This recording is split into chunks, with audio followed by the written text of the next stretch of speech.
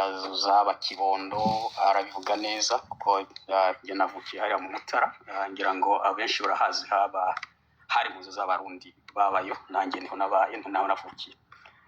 Icyo nemeranya nawe kandi n'abanyarwanda benshi hano nuko abanyarwanda ntabwo cyangwa se abanyafurika muri rusange ntabwo tuzi gutandukanya icyo bita mistake na crime. Ibyo bintu turamenya kwitandukanya bizatuma tukomeza kwihenda ku butegetsi. Iyo dushoboye kumenya gutandukanya ibyo bintu bidufasha kumenya ese n'uwe butegetsi bubi dufite muri iki gihe, n'uwe butegetsi bubi bwabayeho. Hari nk'ubito niyo yavuze ngo ubutegetsi bwa Habyarimana ngo bwakoza ngo ni bubi cyane, ngo kubera ko ngo bwageze igihe bukavuga ko ngo ikirahuri cyuzuye ngo amazi ngo ngishizemo andi mazi arameneka. Sinibaza ko ari crime, iyo ni mistake. Nta n'umwe adashaka kwemeranya ko hariho mistake ubutegetsi bwa Habyarimana bwakoze.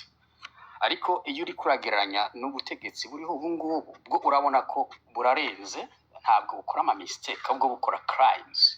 Ntabwo ubutegetsi bwa Habyarimana bwigeze bwica impunzi hanze. Habyarimana uburyo yakora warabona ko yari afite tendance panafricanist, kubera ko n'abanyarwanda bari baramuhunze yajya hanze akageza Uganda akabonana nabo. Abanyarwanda bari Uganda baraza mu Rwanda bakisanzura, akumva ko ahubwo umunyarwanda hari aramutse ateye imbere byaba n'inyungu ku Rwanda. Ni nayo mpamvu atigera bakurikirana aho bari ngo abicireyo nk'uko ubutegetsi bwa Kagame bubikora.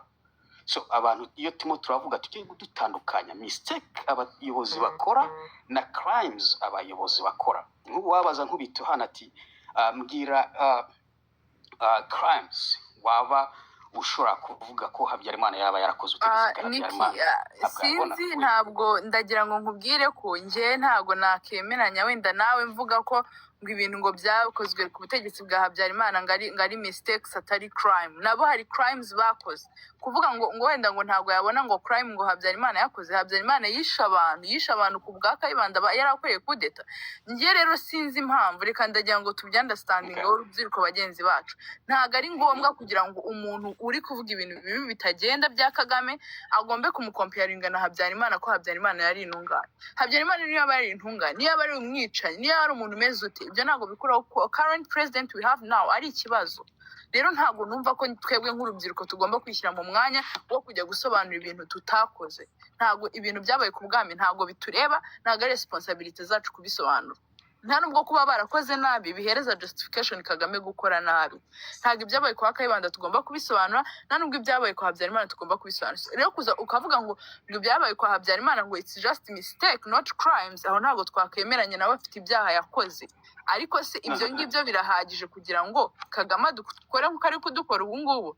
Yandumva bagana ku musozo nicyo ngira ngo clarifying.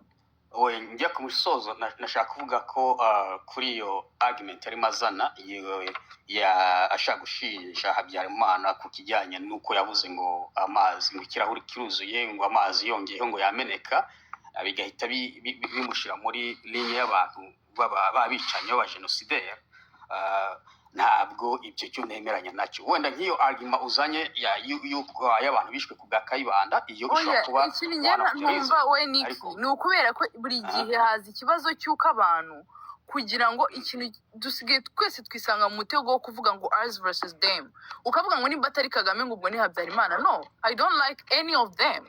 nta n'umwe njye nakifuza kambera perezida either Habyarimana cyangwa Kagame.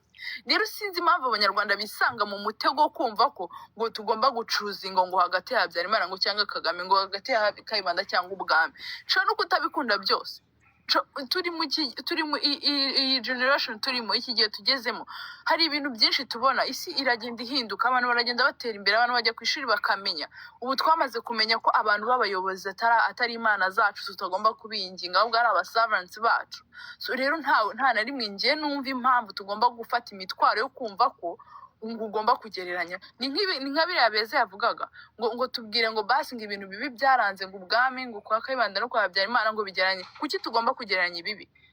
aba bantu bakora b'abayobozi barahembwa mayidiye, barahembwa ibintu byiza bakoze aba ari akazi kabo, ibi bakoze bagomba kuba held accountable kuri ibyo ngibyo. Rero ngewe sinjya mbayinga idea y'umuntu uza ngaze uzi ukavuga ngo Habyarimana hari ibintu byiza yakoze, ndi kumwe nawe 100%, ariko ntabwo numva idea yo kumva ko ugomba kuza kuvuga ngo yari ngo saint kugira ngo Kagame uvuge ko ari we waciye wenda wakoze ibitabaho. Oya, Habyarimana tumuvuga uko ari, tumuvuga ibintu byiza bye, kimwe nuko tugomba kumureka akaruhukira mu mahoro kuko ntabwo akiri perezida, tukadiringa what we have now. Hari undi usigaye Wolper, Niki wasoza ariko igitekerezo ntabwo nasoza igitekerezo vuba ubundi tugakomeza.